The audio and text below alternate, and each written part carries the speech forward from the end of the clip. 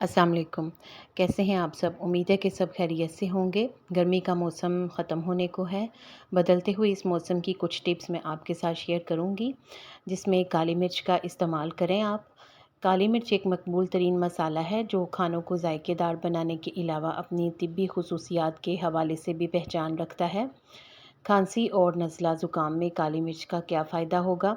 काली मिर्च में एंटीबैक्टीरियल और एंटीवायरल खुसूसियात होती हैं, जिससे काली मिर्च हमें मौसमी एलर्जी से बचाती है। इसके अलावा अगर नज़ला और ज़ुकाम हो, बलगम वाली खांसी हो, तो ऐसी सूरत में शहद में पिसी हुई काली मिर्च मिलाकर दिन में कई बार खाएं। बलगम में काफ़ी आराम आएगा। न सिर्फ खांसी बल्कि पेट के बहुत से मसाइल में भी काली मिर्च फ़ायदा पहुंचा सकती है। तेज़ाबियत और पेट के मसाइल। काली मिर्च को पानी में उबालकर कुछ देर पकाएं, एक दालचीनी का टुकड़ा भी डाल दें, छानकर इसमें शहद मिलाकर पी लें। ये पेट के बहुत से मसाइल जैसे बदहज़मी, तेज़ाबियत और गैस वगैरह को भी कम कर देगा। इसके अलावा बालों के लिए भी काली मिर्च का इस्तेमाल फ़ायदा दे सकता है। अगर आपके बाल झड़ते हों तो काली मिर्च को पीस कर किसी भी तेल में शामिल कर लें। ये बालों की अफ़ज़ाइश को हैरानकुन हद तक बढ़ा देगा।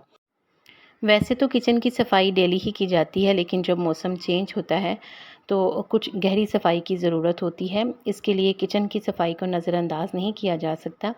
गंदे फर्श और तेल वाली दीवारों को साफ़ करने के आसान तरीके।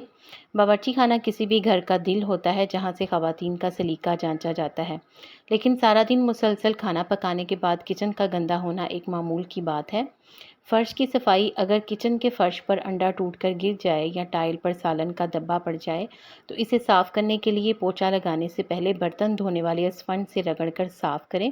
इससे फ़र्श भी साफ़ हो जाएगा और टाइल की सतह भी ख़राब नहीं होगी। स्पंज से फ़र्श को साफ़ करने के बाद आम अंदाज से पोछा लगा लें, अंडे की स्मेल भी नहीं आएगी।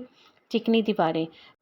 बावर्ची खाने की दीवारें धुएं और तेल की वजह से चिकनी हो जाती हैं, जिन्हें बर वक्त साफ़ न किया जाए तो स्याह होने लगती हैं। अगर दीवार पर टाइल लगी है तो भी इसे सर्फ और बेकिंग पाउडर से साफ़ करना चाहिए। इसके लिए भी बर्तन धोने वाले स्पंज की मदद ली जाए तो अच्छा है। चूल्हा साफ़ करना। खाना पकाने के बाद चूल्हे पर सिरका, बेकिंग सोडा, नींबू का रस और थोड़ा सा डिटर्जेंट मिलाकर फैला दें और कुछ देर तक यूं ही छोड़ दें। इसके बाद स्पंज से साफ़ कर लें। स्लेब और शेल्फ को भी इसी महलूल से साफ़ किया जाता है। इस तरह आपका तमाम किचन जगमगा उठेगा। लाल बेग से छुटकारा पाएँ। लाल बेग एक तेज़ाबी कीड़ा है जो तेज़ी से अफ़ज़ाइश पाता है। अगर ये एक भी घर में घुस जाए तो देखते ही देखते पूरी फ़ौज खड़ी हो जाती है और फिर पूरे घर में ये दनदनाते फिरते हैं, जिससे मेहमानों के सामने शर्मिंदगी होती है। यहाँ हम लाल बेग को भगाने वाली गोलियाँ बनाएंगे, जिसके लिए बोरिक एसिड चाहिए 2 पैकेट, आटा या मैदा चाहिए 2 चम्मच। सबसे पहले बोरिक एसिड और आटा या मैदा डालकर पानी शामिल करके गूंद लें और फिर इसकी छोटी छोटी गोलियाँ बनाकर इन पर चीनी लगा दें। अब ये गोलियाँ रखने से पहले आपको अपने किचन के कैबिनेट्स की सफाई करनी पड़ेगी। किचन की शेल्फ़ और कैबिनेट पर अच्छी तरह से सफाई करें।